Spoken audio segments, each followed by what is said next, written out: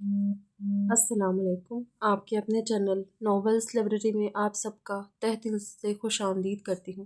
امید کرتی ہوں کہ آپ سب ٹھیک ہوں گے۔ الحمدللہ میں بھی ٹھیک ہوں۔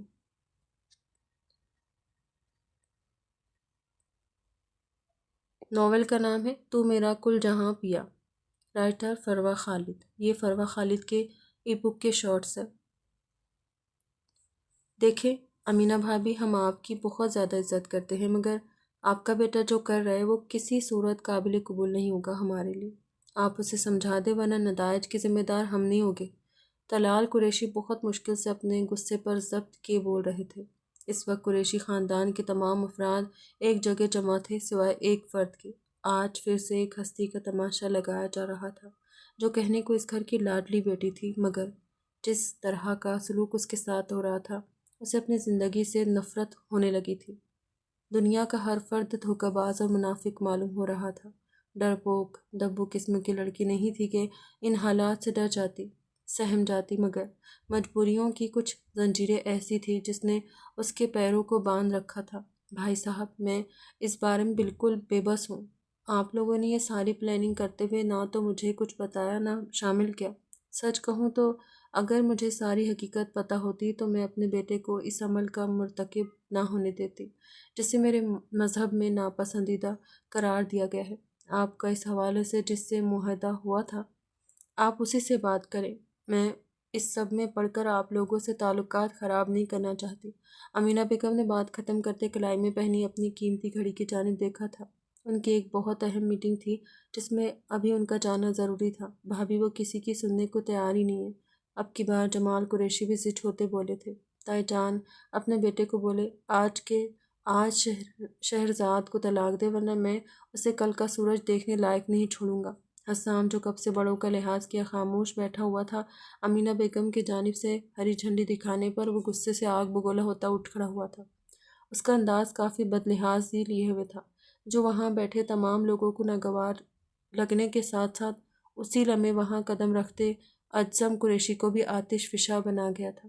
وہ منکوہا ہے میری، جسے بہت جلد بیوی بنا کر اپنے ساتھ لے کر جاؤں گا تمہاری آنکھوں کے سامنے۔ بولو کیا کرو گے تم جیسے گیدڑ صرف عورتوں پر انگلی اٹھانے اور ان کے کردار پر کیچڑ اچھالنے کے سوا کچھ نہیں کر سکتے۔ آج پہلی بار مرد سے مقابلہ کرنا پڑ رہا ہے تو چیخیں کیوں نکل رہی ہے تمہاری؟ اعظم قریشی اپنی چھا جانے والی سحر انگیز شخصیت کے ساتھ بنا کسی سے خوف کھائے وہاں ان سب کے بیچ آ کر اپنی ماں کے برابر بڑے شاہانہ انداز میں ٹانگ پر ٹانگ جما کے صوفے پر بیٹھتا پورے ہال میں سناٹا کر گیا تھا۔ اس کی بے قرار نگاہوں نے بے اختیار اس نازک دوشیزہ کو ڈھونڈنا چاہا تھا جس وقت سب سے زیادہ اسے قتل کرنے کے در پہ تھی۔ وہ میری منکوہا، حسام قریشی نے بولنا چاہا تھی۔ وہ تمہاری منکوہا تھی، پر تم اسے طلاق دے چکے ہو۔ اب وہ میرے نکاح میں ہے۔ اپنی یہ بکواس بند رکھو اب۔ اعظم نے اس کی جانب اپنی سرد نگاہیں ڈالتے درمیان میں بات کاٹی۔ تم نے حلالہ کی نیت سے نکاح کیا تھا، تم نے بولا تھا تم۔ طلال قریشی نے حسام کو خاموش رہنے کا اشارہ کرتے خود اعظم کو ذرا نرمی سے مخاطب کیا تھا۔ یہ تو وہ سب ہی جانتے تھے کہ اعظم ٹیڑھا انسان ہے۔ کتنا غصے میں کہی بات تو وہ سنتا ہی نہیں تھا، بلکہ مقابلے کے اتنے مخالف ہو جاتا تھا کہ اگلا بندہ پچھتانے کے سوا کچھ نہ کر پائے۔ کہتا تو میں بہت کچھ ہوں چچا جان، بھول آپ سے ہوئی میرے کہے پہ یقین کر کے۔ آپ کو یقین نہیں کرنا چاہیے تھا۔ افسوس صد افسوس، آپ جیسا سمجھدار انسان میرے ہاتھوں مار کھا گیا۔ آپ سب کی نیت کا پتہ تھا مجھے۔ اگر میں ایسا نہ کہتا تو آپ اس معصوم لڑکی کو کسی اور کے ساتھ یہ لعنتی فعل کرنے پر رضامند ہو جاتے۔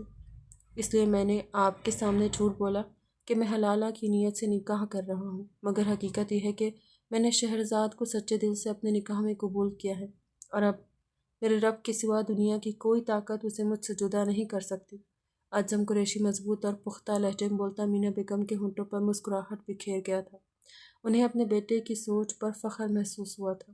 وائٹ شرٹ کی سلیوز کوہنیوں تک فولڈ کے مضبوط مردانہ کلائی میں رولیکس کی گھڑی پہنے ماتھے پر بکھرے سیاہ بالوں کو ہاتھ کی مدد سے پیچھے سمیٹتے اور اب سے حلیے میں بھی بہت وجیح لگ رہا تھا۔ امینہ بیگم نے بے اختیار اپنے بیٹے کی نظر اتار لی تھی تاکہ ارد گرد بکھری بری نگاہوں سے محفوظ رہ سکے۔ بہت انٹرسٹنگ لگ رہی ہے یہ بک تو، زبردست۔